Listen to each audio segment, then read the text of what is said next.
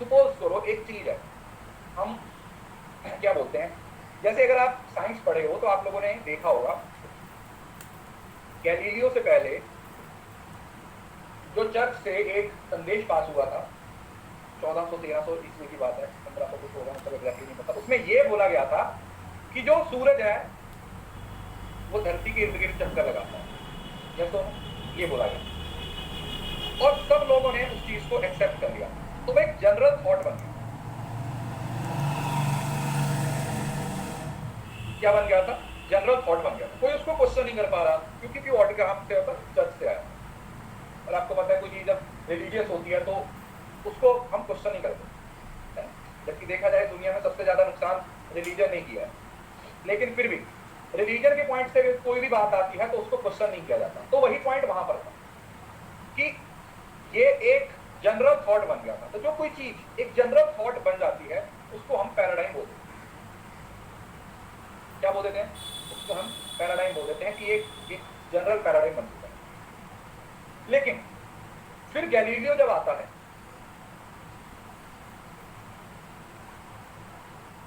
तो उसने ये बोला कि ये जो थॉट चल रहा है वो गलत है। असल में सूरज धरती के इर्द गिर्द चक्कर नहीं लगाता, धरती सूरज के इर्द गिर्द चक्कर लगाता।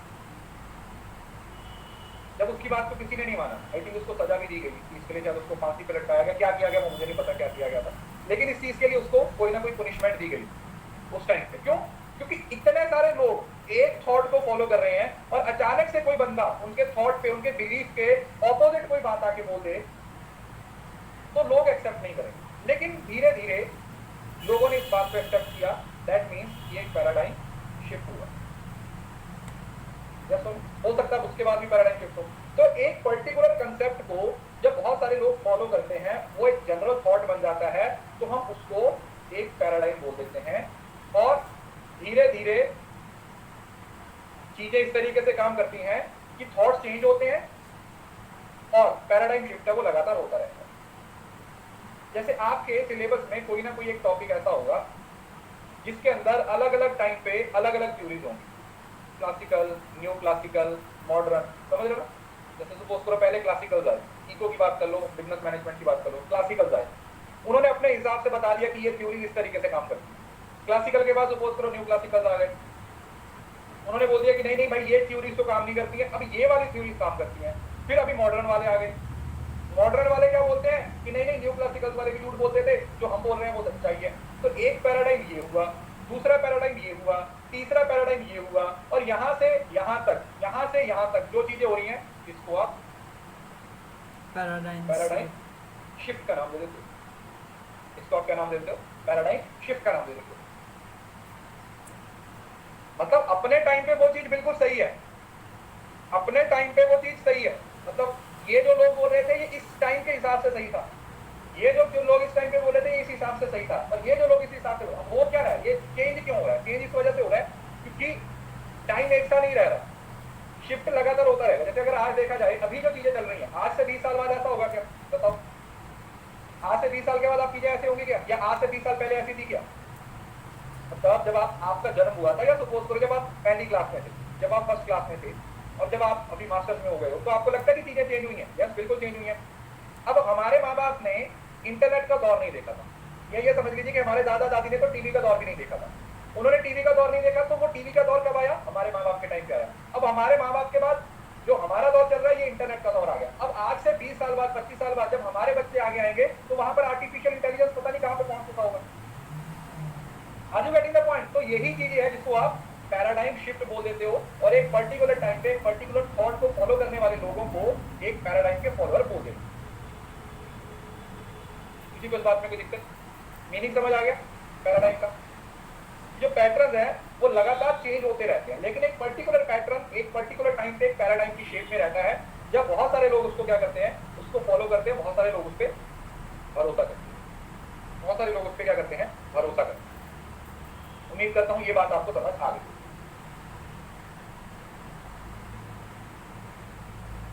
इस बात में बताइए किसी को कोई डाउट है?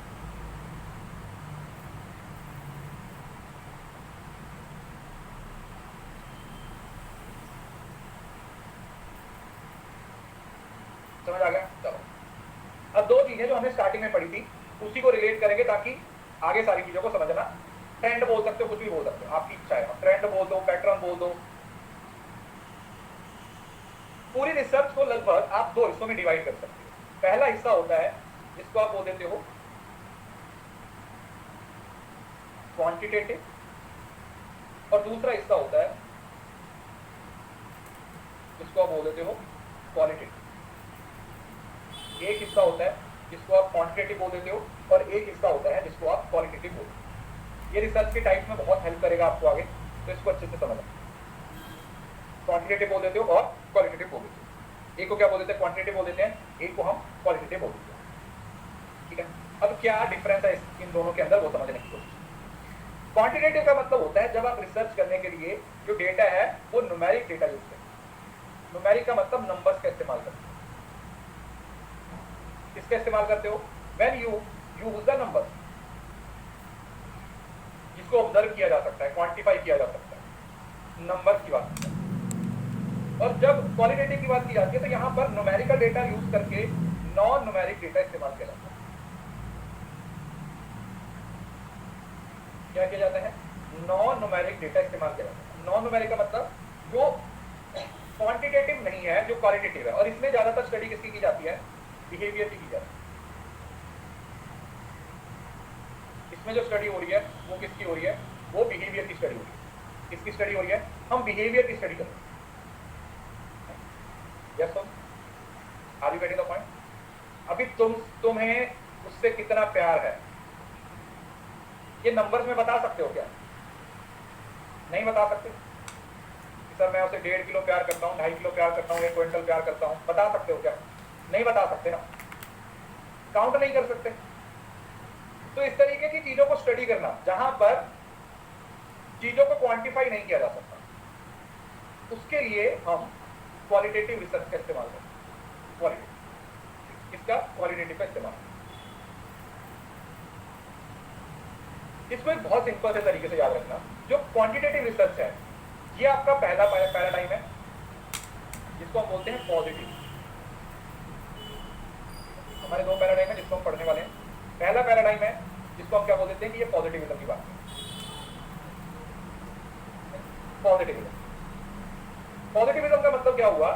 जब चीजें फिक्स्ड होती हैं। क्वांटिटेटिव का मतलब होता है जब चीजें फिक्स्ड है और उनको आप मॉडिफाई नहीं कर सकते। इट इज प्योरली साइंस और उसके rule, science and rule.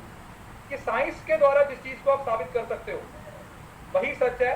Science के अलावा आप और किसी चीज को साबित नहीं कर सकते। Positivism is all about science. Positivism में सारे साइंस के रूल्स को स्टडी करोगे कि भाई जो भी साइंस ने बोला है वही सच्चाई है। साइंस के बिना हम और किसी चीज पे किसी भी तरीके से भरोसा नहीं करें। So positivism is all about science. Positivism is all about science की जो भी साइंस के अंदर सच्चाई है उसी को फॉलो करेंगे। अगर कोई चीज मैं साइंटिफिक वे से साबित नहीं कर सकता, अगर मैं किसी चीज को साइंटिफिक वे से साबित नहीं कर सकता तो वो सच नहीं। अगर उसको साइंस के पैरामीटर पे साबित नहीं कर सकता तो वो सच नहीं है, उसको किसी तरीके से मॉडिफाई नहीं कर सकते। और अगर मैं उसको साइंटिफिक विजन के अकॉर्डिंग या साइंटिफिक रूल्स के अकॉर्डिंग फॉलो नहीं कर सकता तो मैं उस चीज को बोलूंगा कि ये सच्चाई नहीं। सिंपल। लेकिन ये चीजें तब काम आती थी जब साइंस को ही सच्चाई माना जाता था या पैराडाइम शिफ्ट नहीं हुआ था। फिर धीरे धीरे क्या हुआ? एक पैराडाइम शिफ्ट हुआ, हम क्वांटिटेटिव से क्वालिटेटिव की तरफ आए, जिसको आप पोस्ट पॉजिटिविज्म बोलते हैं।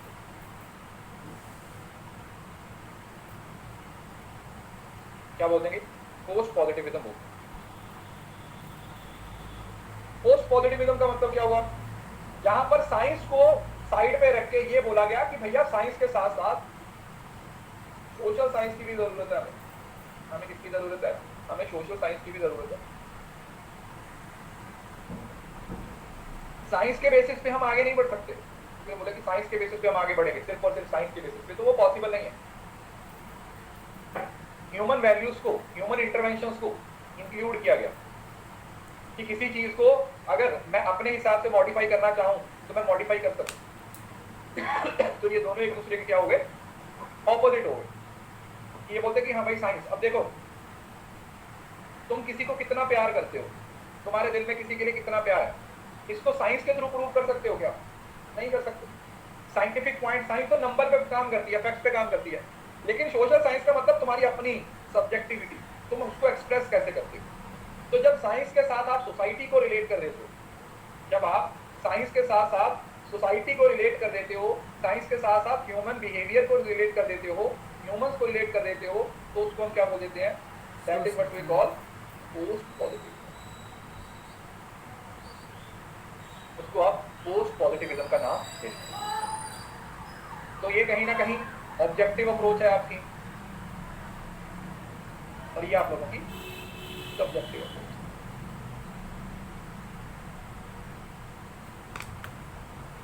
वो सब्जेक्टिव और ये ऑब्जेक्टिव, समझ आ गया?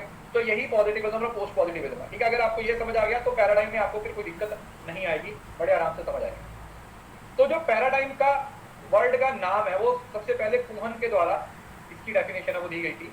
पैराडाइम है वो एक ग्रीक वर्ड पैराडाइमा से निकला है, जिसका मतलब एक पैटर्न होता है, समझा? एक पैटर्न, वही बताया जो मैंने आपको स्टार्टिंग में बताया था कि एक पैटर्न है, उस पैटर्न को फॉलो करने वाले कितने लोग हैं, उस पैटर्न को फॉलो करने वाले कितने लोग हैं, कितने लोग हैं जो उस पैटर्न के अकॉर्डिंग काम करते हैं, कितने लोग हैं जो उस पैटर्न के अकॉर्डिंग काम करते हैं, जिनको लगता है कि ये चीज ये वाली सच्चाई। The word was first used in research by Cohen in 1962 to describe a concept framework that is accepted by community of research or scientists and that provide with an in-depth guidelines to conduct a research। समझ रहे हो?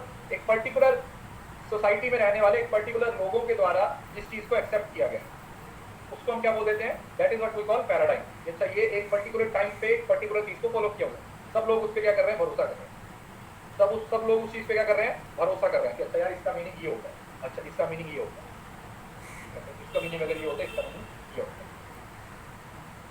अब paradigm के अंदर काफी सारी चीजें होती हैं। अब ये चीजों को रटना नहीं, सिर्फ इनका मीनिंग समझने की कोशिश करनी है कि एक पैराडाइम कौन कौन सी चीजों से मिलकर बनता है। पैराडाइम के अंदर जो सबसे पहली चीज होती है, जो आई थिंक मैंने पिछली क्लास में बताया थी, ऑन्टोलॉजी। ऑन्टोलॉजी का मतलब होता है सच्चाई। देखो ऑब्वियसली बात है, कोई पैराडाइम है वो सच्चाई पे ही बेस्ड होगा। एक सच्चाई तो रहेगी ना हमारे दिमाग में, एक थॉट प्रोसेस तो हमारे दिमाग में रहेगा कि अच्छा यार इसका थॉट प्रोसेस ये है, इसके अंदर जो रियलिटी है वो ये वाली है, इसके अंदर रियलिटी तो ये है, रियलिज्म, रियलिटी की बात कर रहे हैं तो वो ये है रियलिटी। तो ऑन्टोलॉजी के अंदर जो सबसे पहला कंसेप्ट है दैट इज कि रियलिटी क्या है, सच्चाई क्या है, सच क्या है, किस चीज को हम सच बोल सकते हैं, किस चीज को हम ये बोल सकते हैं कि कौन सी चीज सच्चाई है या कौन सी चीज सच्चाई हो सकती है। So it is all about study, जब आप ऑल अबाउट रियलिटी, साइंस की बात करें, नेचर ऑफ रियलिटी या रियलिटी कुछ भी हो सकता है। देन आता है एपिस्टेमोलॉजी। एपिस का मतलब होता है नॉलेज, EPIS, एपिस वर्ड है जो, इसका मतलब होता है नॉलेज। जब हम नॉलेज की स्टडी करते हैं, नॉलेज की स्टडी करने का मतलब जब हम ये देखने की कोशिश करते हैं कि जो हमारे पास नॉलेज है वो कहां से आ रही है, कितनी आ रही है, उस नॉलेज को हम कहां से ग्रहण कर रहे हैं, उस नॉलेज के अंदर कौन सी पॉजिटिव चीजें हैं, उस नॉलेज के अंदर कौन सी नेगेटिव चीजें हैं, सारी चीजें जो पूरे का पूरी study related to the knowledge. हम किसके बारे में बात करेंगे? हम नॉलेज के बारे में बात करेंगे। What is knowledge, from where we are getting the knowledge, knowledge का सोर्स क्या है, नॉलेज के फीचर्स क्या है, हमें नॉलेज मिलती है। जैसे याद है कि चार मेथड्स पढ़े थे आप लोगों ने, मेथड ऑफ टेनेसिटी पढ़ा था, method of tenacity, method of authority, method of religion, पढ़ा था या नहीं पढ़ा था? यस और नो, पढ़ा था या नहीं पढ़ा था? यस सर, पढ़ा सर, पढ़ा। तो वही चीज यहाँ पर। देन आता थ्योरेटिकल पर्सपेक्टिव। थ्योरेटिकल का मतलब क्या होगा कि कॉन्सेप्ट क्या है उसके, थ्योरी कौन सी है, उसके अंदर कॉन्सेप्ट कौन कौन से, कॉन्सेप्ट समझ रहे हो? थ्योरेटिकल पर्सपेक्टिव मतलब उसके अंदर कंसेप्ट कौन कौन से हैं, इसके अंदर ये कंसेप्ट है, इसके अंदर ये कंसेप्ट है। देन आता है मेथोडोलॉजी। मेथोडोलॉजी का मतलब होता है प्रोसेस।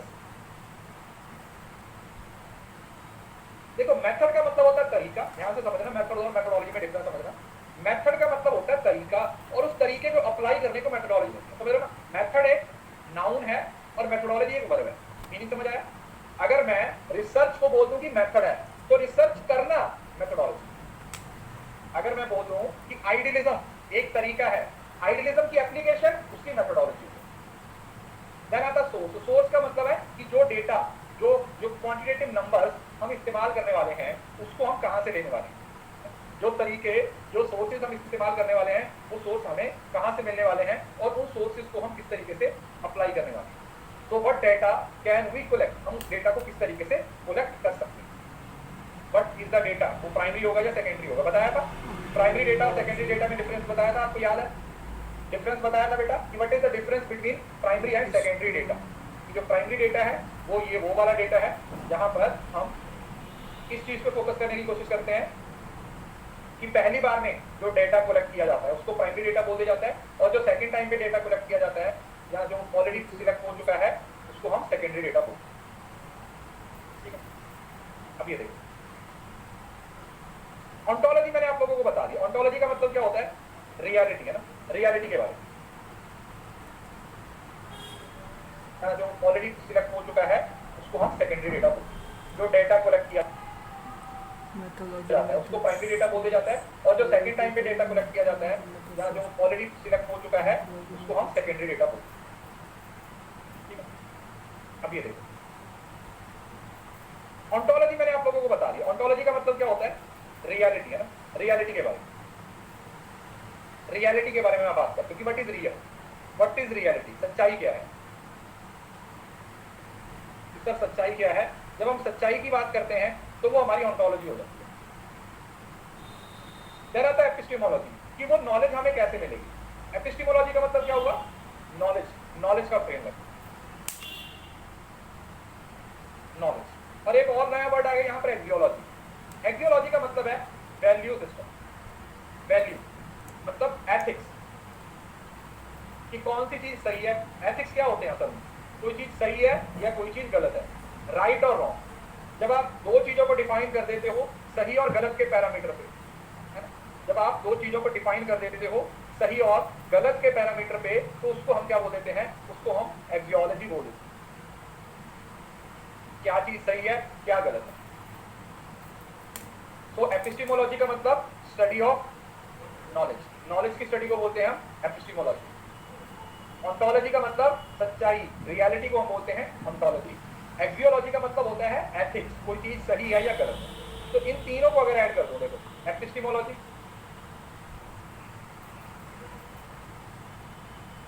Then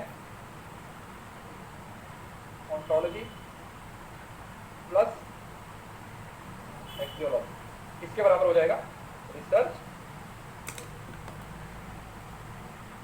methodology. इन तीनों को इकट्ठा कर देंगे तो हमारे पास एक टर्म आ जाएगी रिसर्च मेथोडोलॉजी की। असल में जो हम रिसर्च करने वाले हैं वो किस तरीके से करने वाले हैं, जो हमारी रिसर्च होने वाली है वो किस तरीके से होने वाली है, वो हम रिसर्च मेथोडोलॉजी के अंदर डिस्कस करें। ठीक है, समझ आ गया?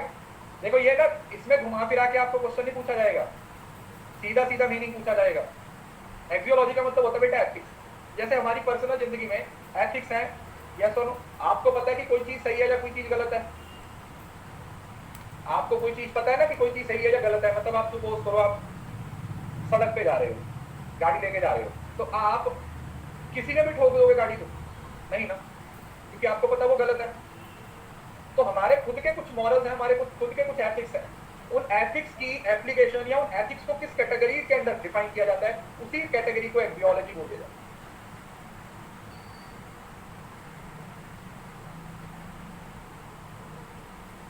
ठीक है, तो ये तीन चीजें हैं जिसको आपने अंडरस्टैंड करना है। एपिस्टेमोलॉजी का मीनिंग क्या होता है, ऑन्टोलॉजी का मतलब क्या होता है, और एक्सियोलॉजी का मतलब क्या है। ऑन्टोलॉजी मतलब सच्चाई क्या है, जो चीज सच है उसके बारे में बात करते हैं। तो देखो हमारे पास रिसर्च पैराडाइम की बात करते हैं। अगर आप कंपोनेंट क्या होगा, आपको पता है पैराडाइम का मतलब क्या होता है? एक थॉट प्रोसेस होता है ना, एक जनरल थॉट प्रोसेस हो गया, एक जनरल थॉट हो गया जिसको बहुत सारे लोग फॉलो कर रहे हैं, तो वो एक पैटर्न हो गया ना। पैराडाइम का मतलब क्या होगा बेटा? एक पैटर्न हो गया कि सर एक ऐसा पैटर्न जिसको अलग अलग लोग फॉलो कर रहे हैं, एक पर्टिकुलर टाइम पे उसको बहुत सारे लोग फॉलो कर रहे हैं, वो एक पैटर्न बना हुआ है, उस पैटर्न को सारे लोग फॉलो कर रहे हैं। जैसे तू पहले एक थॉट बन गया था कि सूरज जब वो धरती के इर्द गिर्द चक्कर लगाता है, तो वो क्या था? वो एक पैराडाइम बन गया। क्या बन गया था? वो एक पैराडाइम बन गया था, लोगों को लगता था अच्छा ऐसा है। लेकिन बाद में फिर चीजें चेंज हो गई। पहले तो बोला जाता कि धरती वो फ्लैट है, धरती क्या है? फ्लैट है, वो एक पैराडाइम बन गया था। तो एक पर्टिकुलर टाइम पे एक पर्टिकुलर पैराडाइम हमेशा एग्जिस्टेंस में रहता है, हमेशा एग्जिस्टेंस में रहता है। तो उसका फीचर क्या होगा? ऑब्वियसली बात है कि उसके जो लॉज होते हैं वो क्लियरली डिफाइन होते हैं। क्लियरली बोला गया था कि धरती सूरज के इर्द गिर्द नहीं, सूरज धरती के इर्द गिर्द चक्कर लगाता है, तो क्लियरली बोला गया, डिफाइन किया गया, और उस रूल्स को अप्लाई करने के फंडामेंटल मेथड दिए गए, अलग अलग इंस्ट्रूमेंट्स दिए गए हैं, मेटाफिजिक्स बनाए हुए हैं, जनरल मेथोडोलॉजी बनाई गई। समझ रहे ना? जैसे एक साइंस है, साइंस का मतलब क्या हुआ कि साइंस के अंदर वो सारी चीजें जो एक साइंटिफिक व्यू से प्रेजेंट की जा सकती है। तो इन सारी चीजों का मीनिंग क्या है कि एक जनरल थॉट लेवल है, जिस जनरल थॉट लेवल को सब लोग फॉलो कर रहे हैं। दैट्स सिंपल, ठीक है? इसको याद नहीं करना, इसको बस समझना है कि एक पैराडाइम का मतलब क्या है कि एक थॉट प्रोसेस बना हुआ है और उस थॉट प्रोसेस को सब लोग फॉलो कर रहे हैं।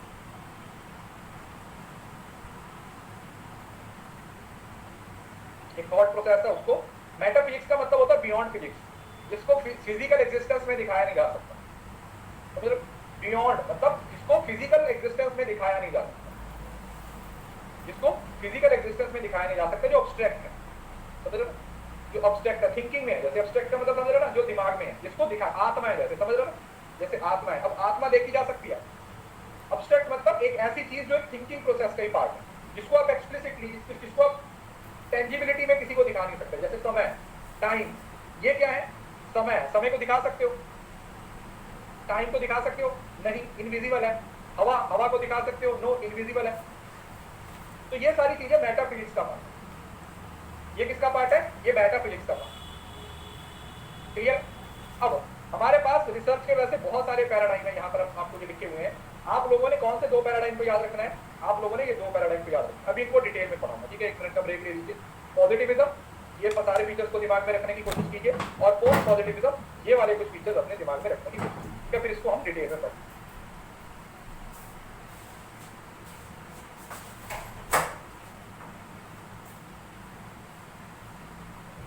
कल क्लास हुई ही नहीं बेटा, तो कैंसिल हो गई थी कल की क्लास, तो वो नहीं चलेगी। पैराडाइम का मतलब होता है बेटा थॉट प्रोसेस, जनरलाइजेशन का मतलब होता है एप्लीकेशन। जनरलाइजेशन तो किसी छोटी चीज की भी हो सकती है, जनरलाइजेशन तो तुम भी कर सकते हो, लेकिन पैराडाइम तुम नहीं क्रिएट कर सकते।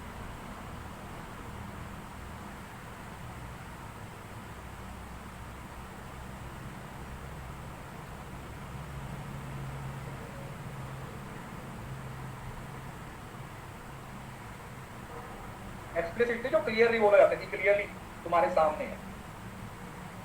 एक्सप्लिसिटली और इम्प्लिसिटली। एक्सप्लिसिटली का मतलब होता है डायरेक्टली।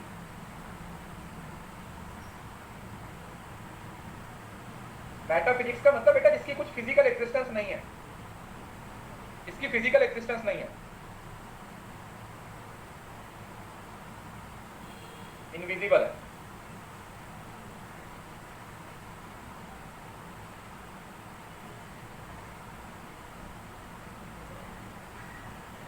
पहले यहां पर देखो, हमारे सिलेबस में दो ही रिसर्च के पैराडाइम है, और दोनों को ही आप लोगों के पेपर में पूछा जाता है। एक आता है पॉजिटिविज्म और एक आता है इंटरप्रेटिविज्म, जिसको आप दूसरा नाम क्या दे देते हो? पोस्ट पॉजिटिव, ठीक है? इसको क्या नाम दे देते हैं? Post positive. हाँ, बिहेवियर पोस्ट पॉजिटिविज्म में आएगा। ये आ गया पॉजिटिविज्म और ये आ गया पोस्ट पॉजिटिव। प्रैग्मैटिक का मतलब होता है लर्निंग बाय डूइंग। पिछली क्लास में डिटेल में बताया बेटा, सारी क्लासेस को प्रॉपर्ली अटेंड किया। जनरल पर्सपेक्टिव में क्या बोलते हैं कि ये पॉजिटिविज्म हो गया, ये पोस्ट पॉजिटिविज्म हो गया, मतलब ये साइंस हो गया, है ना? ये साइंस हो गया और ये सोशल साइंस हो गया। ये साइंस हो गया और ये सोशल साइंस हो गया। एक साइंस हो गया और एक सोशल साइंस हो गया, है ना? यही हुआ कि एक में साइंस की बात की जा रही है और एक में सोशल साइंस की बात की जा रही है। और जो पॉजिटिविज्म है, यस, ऑगस्ट कॉम्टे के द्वारा ये कंसेप्ट किया। लिख लो, आगे भी आएगा, POMPT, August Comte. What is positivism? अब समझते हैं पॉजिटिविज्म क्या है। जो मैंने आपको स्टार्टिंग में मीनिंग बताया है, सेम टू सेम वही मीनिंग आप लोगों ने यहाँ पर भी याद रखना है, कुछ नया नहीं है। सेम टू सेम वही मीनिंग है जो यहाँ पर भी काम है। क्या है? Position that the stand of science should be applied, social science just as a natural science. मतलब कि हर चीज साइंस की कसौटी पे परखी जाएगी। जो चीज साइंस के रूल्स में फिट नहीं हो रही, उस चीज को हम सच नहीं मानते। समझ आया? जिस चीज को साइंटिफिक तरीके से वेरीफाई नहीं किया जा सकता, जिस चीज को साइंस के बेसिस पे चेक नहीं किया जा सकता, हम उस चीज को सच नहीं मानेंगे।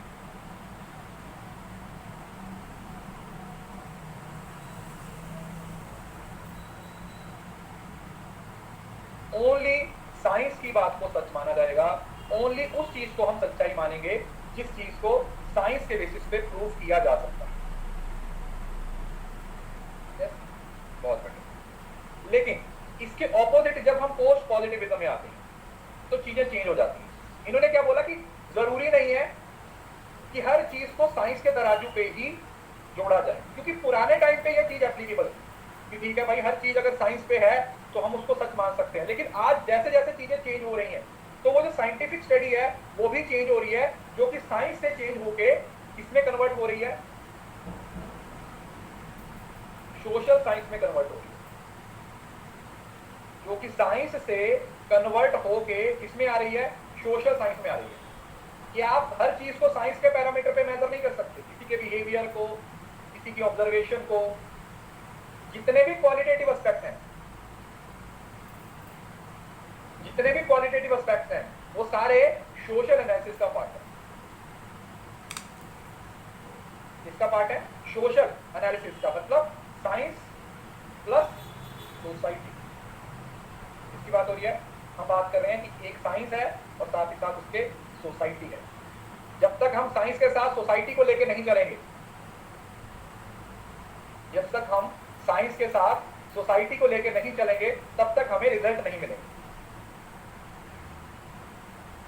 हेजीमोनी का मतलब होता है अथॉरिटी, मतलब ये उसकी अथॉरिटी को रिजेक्ट करता है, ये उस अथॉरिटी को रिजेक्ट करता है,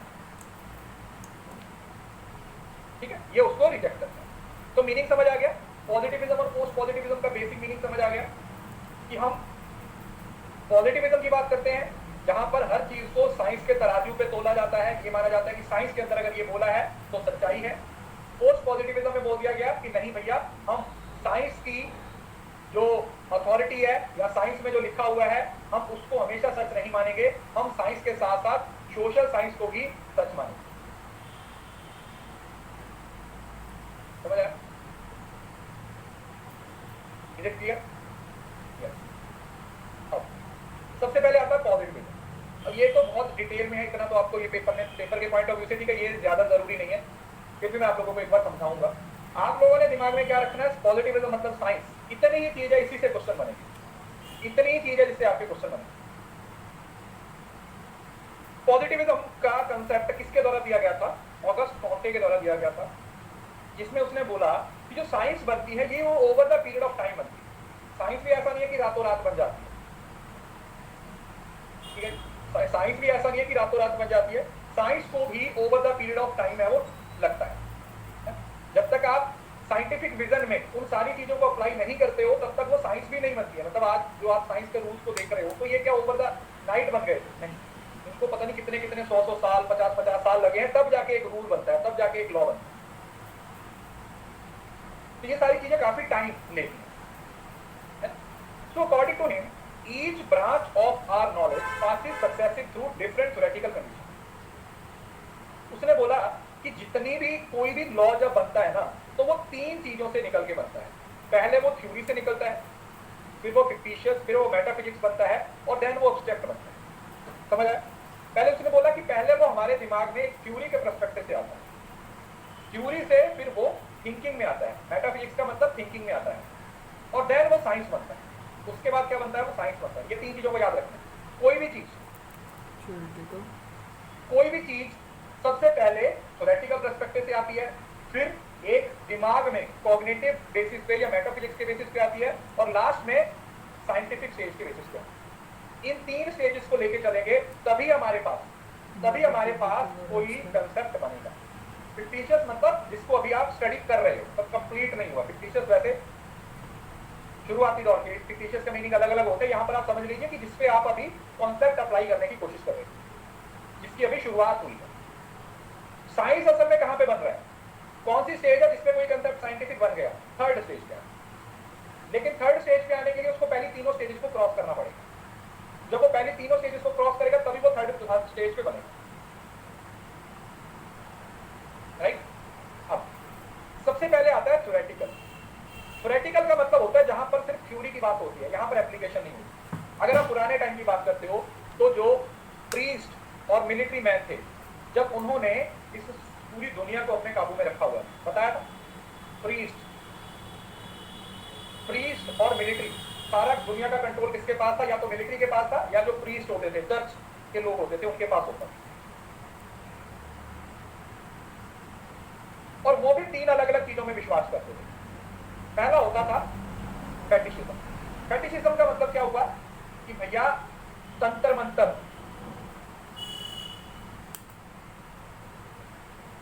कि किसी जैसा था आत्मा परमात्मा काला जादू टाइप अंधविश्वास में।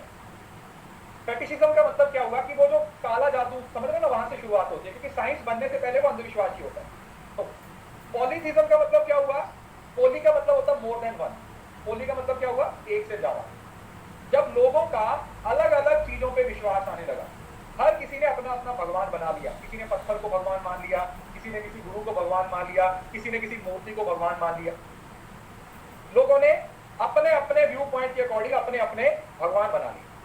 हर किसी का अलग भगवान बन गया। मेरा अलग भगवान है, आपका अलग भगवान है। हर किसी ने अपने अपने भगवान की आरती करना शुरू कर दी।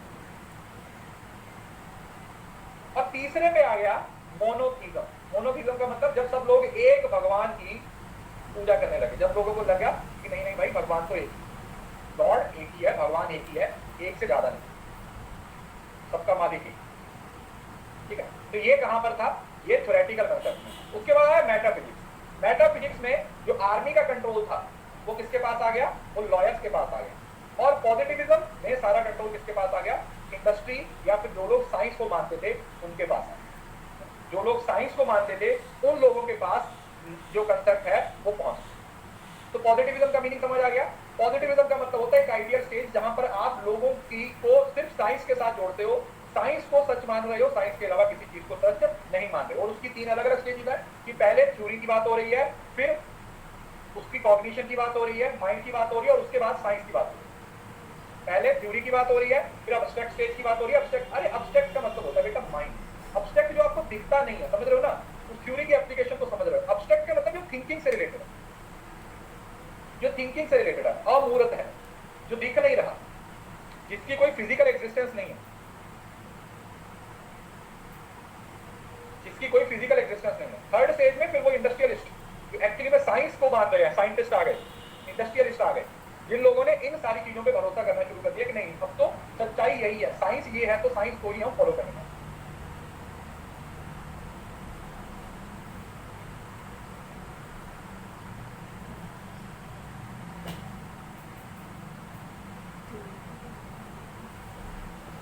क्लियर है? समझ आ गया? फेटिशिज्म का मतलब है तंत्र मंत्र, काला जादू टाइप, समझ रहे हो ना, जहां पर लोग अंधविश्वास को मानते, जहां पर लोग सच्चाई को ना मानते, क्योंकि पता नहीं होता ना लोगों को, अंधविश्वास में ज्यादा विश्वास करते। पॉलीथिज्म का मतलब होता है लोग भगवान मान रहे हैं लेकिन अपना अपना भगवान मान लिया। और मोनोथिज्म का मतलब हुआ कि लोगों ने एक ही भगवान को सच माना और बोला कि अब जो कुछ भी होगा वो इसी भगवान में आएगा। वन गॉड, एक ही गॉड है जिसपे हम भरोसा करें। अब आता है पॉजिटिविज्म। पॉजिटिविज्म के अंदर कुछ चीजें, वैसे तो आप लोगों को पता चल गया कि पॉजिटिविज्म का सीधा मतलब क्या है, science. Society that relies on the study of scientific evidence. Science में क्या आएगा? एक्सपेरिमेंट आएगा, स्टैटिस्टिक्स आएगा, जिससे कि सोसाइटी के रियल नेचर को हम डिस्कस कर सकते हैं। ठीक है, आप ऑलरेडी बता पाते हैं। और ये कहाँ, इन पर इधर कौन से मेथड यूज किए जाते हैं? तो यहाँ पर क्वांटिटेटिव मेथड इस्तेमाल किया जाता है। एविडेंस का मतलब होता है प्रूफ। क्वांटिटेटिव मेथड यूज किए जाते हैं, मतलब नंबर्स इस्तेमाल किए जाते हैं।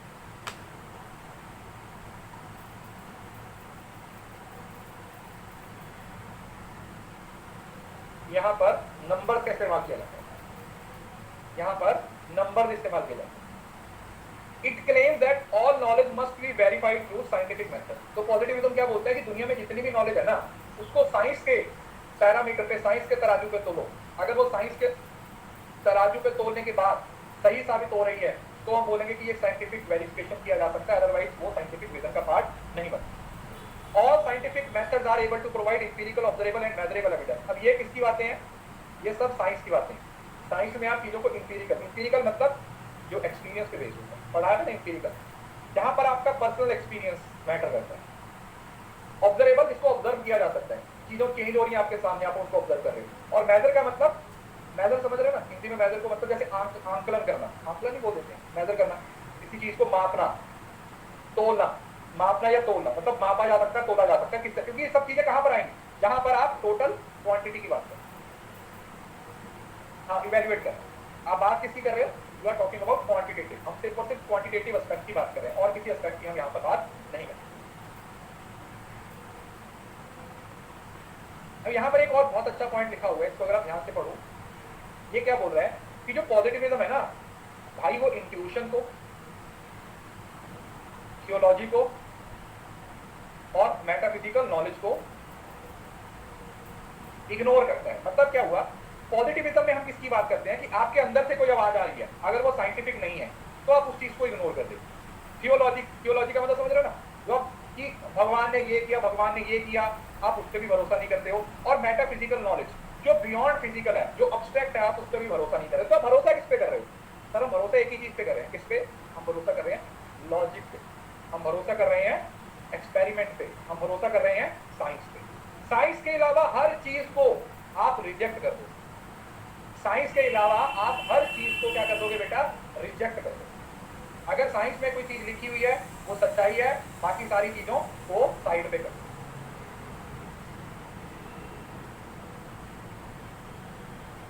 ठीक है, किसी को इस बात में कोई दिक्कत?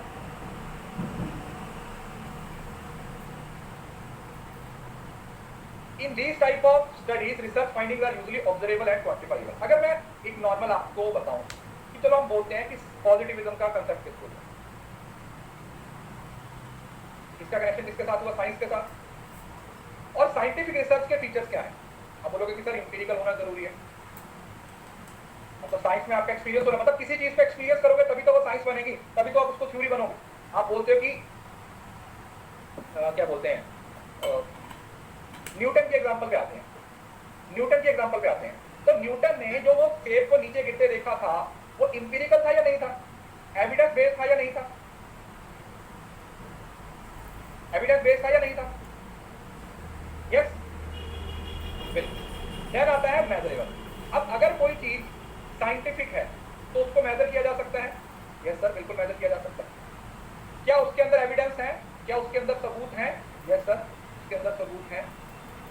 क्या उसको क्वांटिफाइएबल किया जा सकता है?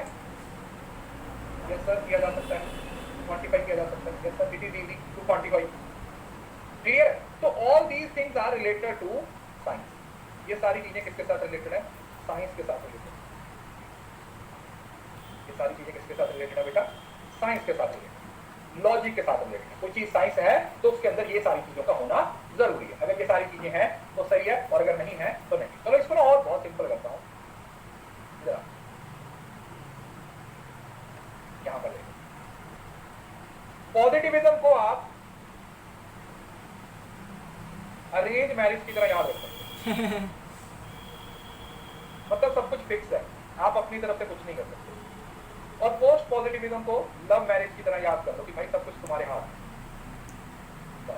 जब चीजों को चेंज किया जा सकता है, जब चीजों को अपने हिसाब से मॉडिफाई किया जा सकता है, तो वो पोस्ट पॉजिटिविज्म है, दैट इज लव मैरिज। और जब चीजों को मॉडिफाई नहीं किया जा सकता, अरेंज मैरिज में लड़का भी घर वालों ने ढूंढ दिया, शादी भी घर वालों के हिसाब से होगी, सब कुछ, तो उसको आप अरेंज मैरिज बोल दोगे। और जब आप क्वालिटेटिव एस्पेक्ट में आते हो तो वहां पर लव मैरिज, मतलब लड़का भी आपने ढूंढा, शादी भी आप अपने हिसाब से करने वाले हो, तो आप चीजों को मॉडिफाई कर रहे हो। क्या कर रहे हो? चीजों को मॉडिफाई कर रहे हो, चीजों को चेंज कर रहे हो। ठीक है, क्लियर?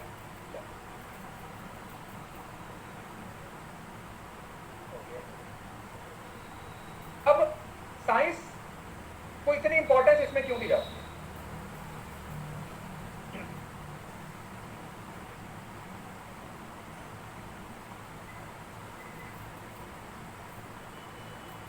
देखो यार, तुम लोग ना मास्टर्स में हो, मास्टर्स कर चुके हो, कल को तुम लोग टीचिंग प्रोफेशन में जाने वाले हो, है ना, टीचर बनने वाले हो, रिसर्च में जाने वाले हो, तो जानवरों की तरह आपस में लड़ाई कर रहे हो। तुम्हें लेक्चर जो चल रहा है उससे कोई लेना देना नहीं है, तुम्हें एक दूसरे को जवाब देने का, तुम्हें एक दूसरे के साथ झगड़ा करने का, तुम्हें एक दूसरे को सुनाने का, मतलब तुम्हारी प्रायोरिटी देख रहे हो। अगर मैं इग्नोर कर रहा हूँ तो इसका मतलब ये नहीं है कि मैं देख नहीं रहा हूँ कि क्लास में क्या चल रहा है। अगर एक सीरियस टॉपिक, एक कॉम्प्लेक्स टॉपिक है, मुझे पता है कि मुझे फोकस के साथ पढ़ाना है, और आप लोगों की लगे हुए हो, वो उसको बोल रहे हो, मतलब क्लास में जो चल रहा है तुम्हें उससे कोई लेना देना नहीं। तुम्हें एक दूसरे को सुनाने में, एक दूसरे को ये बोलने में, तू ये है, तू वो है, मतलब तो उसमें तुम्हें ज्यादा इंटरेस्ट है, समझ रहे हो। ये क्लास के हर बच्चे के लिए पहली और आखिरी वार्निंग है। क्लास में आए हो तो इज्जत से पढ़ाई करो। कोई तुम्हें कुछ नहीं बोल रहा, तुम किसी को कुछ मत बोलो। एक दूसरे के साथ बात करने की जरूरत नहीं है। स्पेसिफिकली कोई कुछ भी कर रहा है, अगर कोई आलतू फालतू का सवाल भी पूछ रहा है ना, तो उसको जवाब देने की जिम्मेवारी तुम्हारी नहीं है, वो मेरी रिस्पॉन्सिबिलिटी। उसको मुझे हैंडल करने दो, समझ रहे हो ना। तो क्लास का कंट्रोल मेरे पास रहने दो। अगर कोई बच्चा आके न्यू स्टूडेंट है, वो कुछ पूछ रहा है, उसे नहीं पता है, तो it is not your duty, और तुम्हारा कोई राइट नहीं है किसी को कुछ भी बोलने का कि तुम ये हो, तुम वो। समझ आया। तो इस चीज को पहली और आखिरी वार्निंग समझिए। क्लास में आए हो, इज्जत से बैठिए, इज्जत से पढ़ाई करोगे तो सब चीजें अच्छे से समझ आएंगी। अदरवाइज ना तो अपना ही लेवल डाउन करो, और ना ही मुझे कुछ ये सब बोलने पे मजबूर करो, मुझे ये सब करने पे मजबूर करो जो मैं नहीं करना चाहता। ठीक है। तो ये क्लास में पहली बार था और आखिरी बार, इस चीज को समझ लीजिए, नहीं तो फिर उसके बाद जो होगा उसकी रिस्पॉन्सिबिलिटी वही बंदे की होगी जो इस चीज में इन्वॉल्व है। फिर मैं ये नहीं देखूंगा कि गलती किसकी है, किसने किसको क्या बोला, मुझे उससे कोई फर्क नहीं पड़ता। सजा मिलेगी तो फिर दोनों को मिलेगी, चारों को मिलेगी, 10 को मिलेगी। तो मैं इतने सीरियस होकर इस टॉपिक को पढ़ा रहा हूँ, तो प्लीज और किसी की रिस्पेक्ट नहीं करनी है तो मेरी ही रिस्पेक्ट करनी। अब इस टॉपिक में साइंस को इतनी इंपॉर्टेंस क्यों दी गई। हम बोलते हैं कि यार साइंस में अगर कोई चीज अप्लाई हो सकती है, किसी चीज को साइंटिफिक रीजन पे अप्लाई किया जा सकता है, तो उसका रीजन क्या है। उसका सबसे पहला रीजन है साइंस इज डिटर्मिनिस्टिक।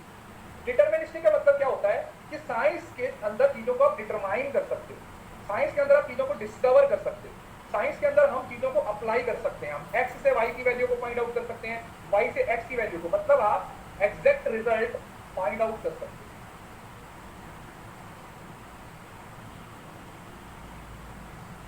आप एग्जैक्ट रिजल्ट फाइंड आउट कर सकते हो साइंस की हेल्प। पहली बात। दूसरा, साइंस इज मैकेनिस्टिक।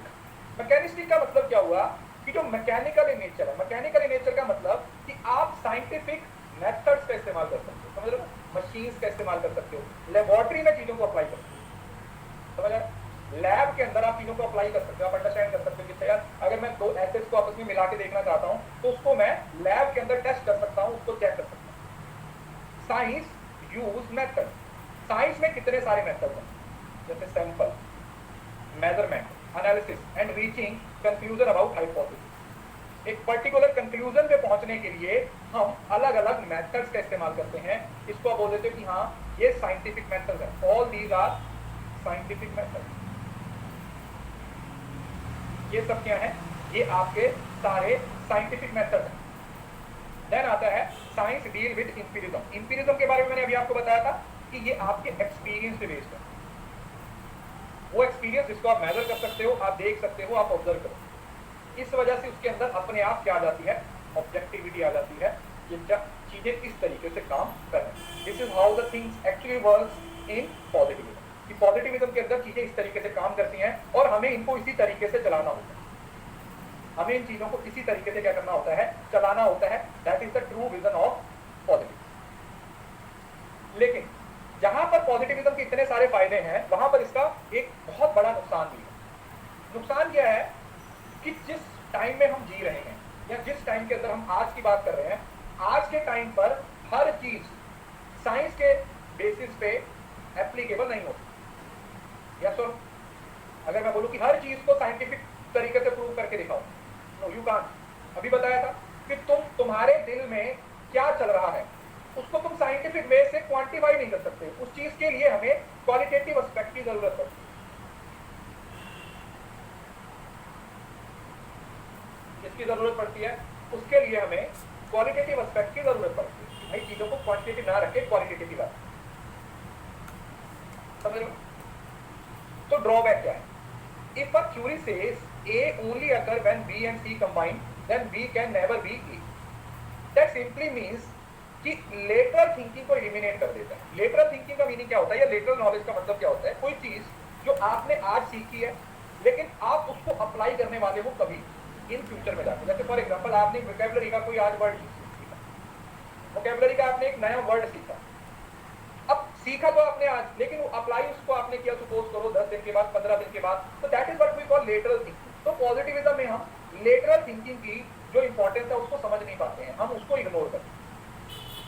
दूसरा, यहां पर जो इमोशनल एस्पेक्ट्स है वो आपका बिल्कुल ही बाहर होने का मतलब क्या हुआ कि हम सिर्फ और सिर्फ साइंस के बेसिस पे चीजों को डिफाइन किए जा रहे हैं, लेकिन उसके अंदर इमोशंस की जो इंपॉर्टेंस है वो बिल्कुल साइड पे हो जाती है कि आप ह्यूमन ऑब्जर्वेशन को अंडरस्टैंड ही नहीं कर पाते। बोलते कि ह्यूमन ऑब्जर्वेशन का कोई लेना देना नहीं। जो सबसे बड़ा ड्रॉबैक है, मतलब इसका एक ही ड्रॉबैक है, बाकी इतने इंपॉर्टेंट नहीं है, इसका एक ही ड्रॉबैक है कि आप इसमें हर चीज को साइंस के थ्रू अप्लाई करने की कोशिश करते हैं। तो ह्यूमन इंटरवेंशन, ह्यूमन ऑब्जर्वेशन, हर चीज साइड पे करते हैं। अब आप देखो लेटरल थिंकिंग का मतलब मैं वही बताऊंगा। अब लेटरल मीनिंग का थिंकिंग का मीनिंग समझो। फर्स्ट पॉइंट की बात करें, देखो लेटरल का मतलब पता है क्या होता है? साइंस का अंदर ये बोला जा रहा है कि कोई चीज आपने आज की तो उसकी एप्लीकेशन आज ही, अगर आज उसकी एप्लीकेशन हो रही है दैट इज परफेक्ट। अगर आज के बाद इन फ्यूचर आप उसकी एप्लीकेशन कर रहे हो that is not quite possible, या उसके अंदर चीजें चेंज हो जाएगी। यही बोला जाता है कि आप चीजों को क्या करते हो, फिक्स रखते हो। साइंस के अंदर पॉइंट यही था ना कि आपने चीजों को कंट्रोल रखा हुआ है, तो इन फ्यूचर अगर आप उसको अप्लाई करने की कोशिश कर रहे हो तो आपको लगता है यार चीजें चेंज हो जाएगी। लेकिन लेटरल थिंकिंग यही बोलती है कि आपने किसी चीज को आज सीखा है तो आप उसको जब मर्जी अप्लाई करो, उसके अंदर चीजें चेंज नहीं। Learn today apply later, that is the rule of lateral thinking, जो कि साइंटिफिक विजन में अप्लाई नहीं। अब अगर आप इसको पढ़ो ना पढ़ो इससे कोई फर्क नहीं पड़ता। एक ही चीज आप लोगों ने याद रखनी है कि साइंस होने के जितने फायदे हैं उतने ही नुकसान भी हैं, क्योंकि साइंस में आप ह्यूमन ऑब्जर्वेशन को, ह्यूमन बिहेवियर को, ह्यूमन टेंडेंसी को, ह्यूमन इमोशंस को अप्लाई नहीं कर सकते। क्लियर है? तो ये है हमारे ड्रॉबैक्स इसके पॉजिटिविज्म के।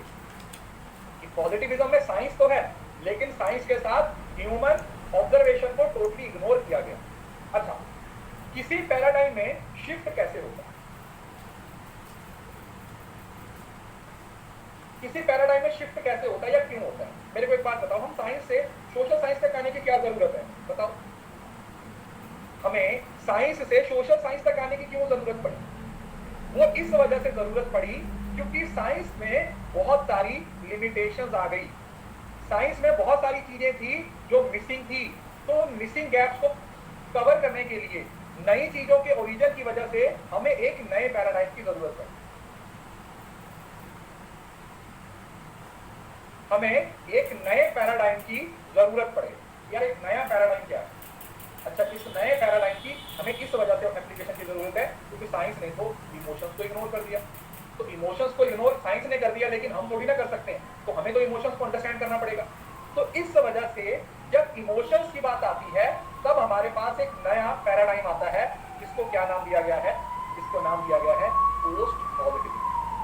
तो पोस्ट पॉजिटिविज्म में आप साइंस के साथ साथ इसको अप्लाई कर देते हो सोशल साइंस, सोसाइटी को ले आते, ऑब्जर्वेशन को ले आते, क्वालिटेटिव एस्पेक्ट को ले आते। सबसे इंपॉर्टेंट कौन से एस्पेक्ट को?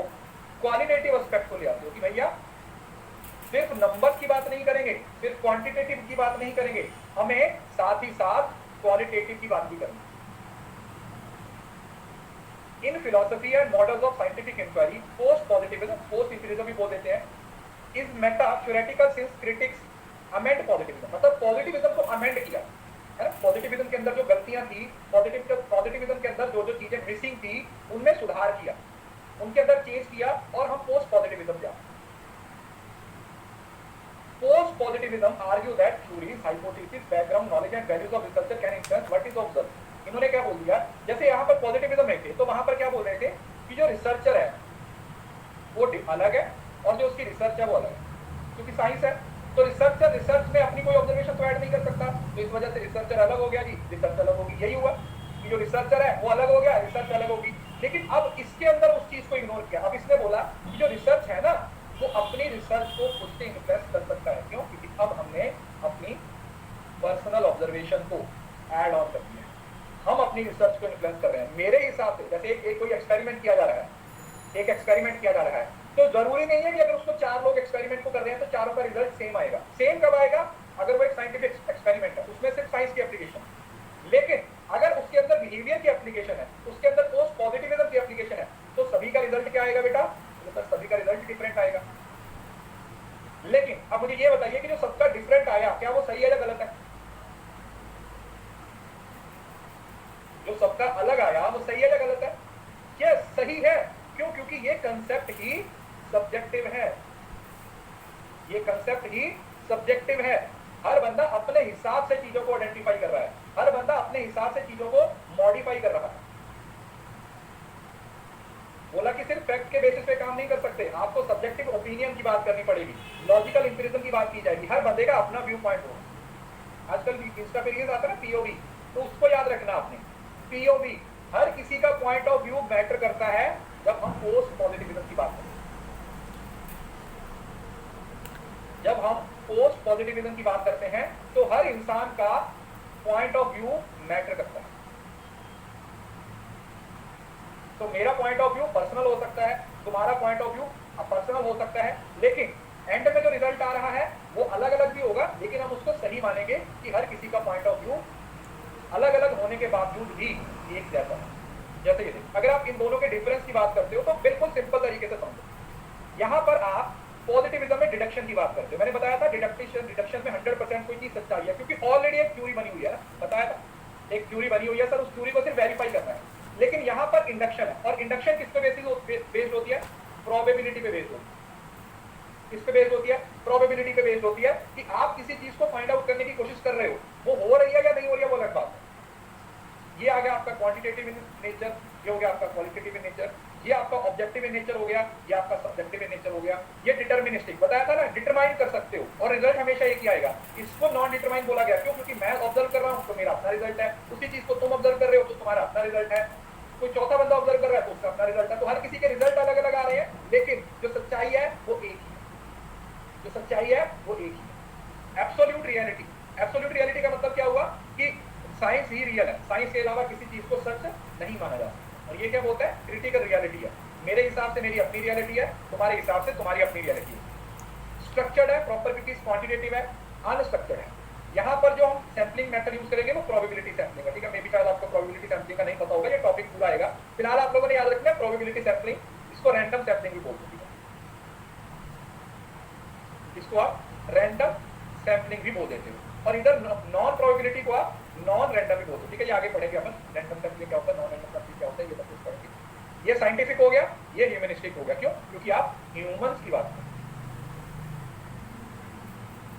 ह्यूमंस की बात कर रहे हो, ऑब्जर्वेशन की बात कर रहे हो। और यहाँ पर आप सर्टेनली, और यहाँ पर प्रोबेबिलिटी। एब्सोल्यूट का मतलब हुआ बेटा एक ही रियलिटी है, समझ रहे हो ना, दुनिया में एक ही रियलिटी है। साइंस तो एक ही होगी ना, मतलब साइंस का रूल एक ही चीज बोलेगा, या तो राइट बोलेगा या लेफ्ट बोलेगा। साइंस का मतलब क्या है? साइंस के रूल ऑफ थंब है, साइंस सिंगल रियलिटी पे काम करती है। साइंस बोलती है कि दुनिया में एक ही रियलिटी है, किसी भी चीज की एक रियलिटी है, एक से ज्यादा रियलिटी नहीं हो सकती। लेकिन जब हम बोलते हैं कि एक से ज्यादा रियलिटी हो सकती है तो वो पोस्ट पॉजिटिविज्म का पार्ट है। जब हम इस चीज पे फोकस करते हैं कि रियलिटीज एक से ज्यादा हो सकती है, तो उसके अंदर जिस चीज के बारे में बात की जाती है तो उसको आप पोस्ट पॉजिटिविज्म का नाम दे देते हैं। अरे यार, डिटरमिनिस्टिक का मतलब क्या जा सकता है कि एक मेथड को अप्लाई करके आप एक पर्टिकुलर चीज को डिटरमाइन कर सकते हो, आप एक रिजल्ट को डिटरमाइन कर सकते हो। लेकिन इसमें नहीं होता, एक रिजल्ट थोड़ी आएगा, इसमें तो 10 रिजल्ट आ सकते हैं निर्धारित, एक ही रिजल्ट निर्धारित है और वही आएगा। लेकिन यहाँ पर क्या बोल रहे हैं? नॉन डिटरमिनिस्टिक, एक ही रिजल्ट आधारित नहीं है, हर किसी का डिफरेंस अलग अलग। रैंडम सैम्पलिंग और नॉन रैंडम सैम्पलिंग आगे आएगा, फिलहाल थोड़ा सा बता देता हूँ। रैंडम सैम्पलिंग का मतलब होता है जब हर यूनिट के सिलेक्ट होने के इक्वल चांस होते हैं, जैसे लॉटरी होती है। अब लॉटरी में आप हाथ डालते हो, जिसका नंबर आ गया सो आ गया, हर यूनिट के इक्वल चांसेस है। लेकिन जब हर यूनिट के सिलेक्ट होने की इक्वल चांस नहीं है, उसको नॉन रैंडम बोल दिया जाता है। जैसे आप अपनी पसंद से किसी बंदे को सिलेक्ट कर देते हो, जब आप अपनी पसंद से किसी बंदे को सिलेक्ट कर देते हो तो वो आप लोगों का नॉन रैंडम सैम्पलिंग हो रहा है। इसको पर्पसिव सैम्पलिंग का नाम भी दे देते, sometimes you call it purposive sampling. ये वाला चार्ट भी सेम यही है, इसको पढ़ना है। और एक ये चीज आप लोगों ने घर से पढ़ के आनी, ठीक है। कल हम यहाँ से शुरुआत करेंगे, ये वाला चार्ट आप लोगों ने घर से पढ़ के आना, क्योंकि यहाँ पर 4 अलग अलग पर्सपेक्टिव की बात की जाती है। हमने हमारे पेपर के पॉइंट ऑफ व्यू से ये ऊपर वाले 2 मैटर करते हैं, लेकिन क्रिटिकल और प्रैग्मेटिक भी मैं आप लोगों को समझाऊंगा, लेकिन इसको पहले आप खुद से पढ़ के आइए। मैं हिंदी की पीडीएफ अभी 10 मिनट में आप लोगों को अपलोड कर दूंगा, उसको डाउनलोड करके हाँ अभी शेयर कर दूंगा, अभी शेयर कर दूंगा, फिर टॉपिक कंप्लीट हो गया। अब मेरा सब्सक्रिप्शन तो क्या पेपर 7 यूनिट से कुछ नहीं होने वाला बेटा, 10 की 10 यूनिट पढ़नी पड़ेगी आप, कोर्स की अपडेट्स में मिल जाएगी। जनरलाइजेशन नहीं होगा, ऑब्वियसली बात है। जनरलाइजेशन का किसने, ये ऐसे नहीं पॉजिटिविज्म का बंदे का नंबर है, मतलब नाम है, लेकिन पोस्ट पॉजिटिविज्म में ऐसे बहुत सारे लोग उसमें रिलेटेड, बहुत सारे लोग रिलेटेड, इस वजह से वो अलग पर्सपेक्टिव से बात करते हैं। ठीक है, चलो ये था हमारा आज की कक्षा। उम्मीद करता हूँ ये आप लोगों को अच्छे से समझ आया होगा। अगली क्लास में इसको कंटिन्यू करेंगे और रिसर्च की टाइप्स को डिस्कस करेंगे। और प्लीज जो मैंने आपको बोला है उसको थोड़ा सा ध्यान में रखिए। स्टूडेंट हो, कल को टीचर बनने वाले हो, तो दोनों चीजों को दिमाग में रखना। स्टूडेंट हो लेकिन कल टीचर बनना है, तो इस चीज को दिमाग में रखा करो। स्टूडेंट और टीचर के भी अंदर कौन कौन सी क्वालिटीज होनी चाहिए, तो उनको मेंटेन रखो। ठीक है, दोबारा ना बोलना पड़े। पहले वाली क्लास की पीडीएफ भी देखा, दोनों एक साथ।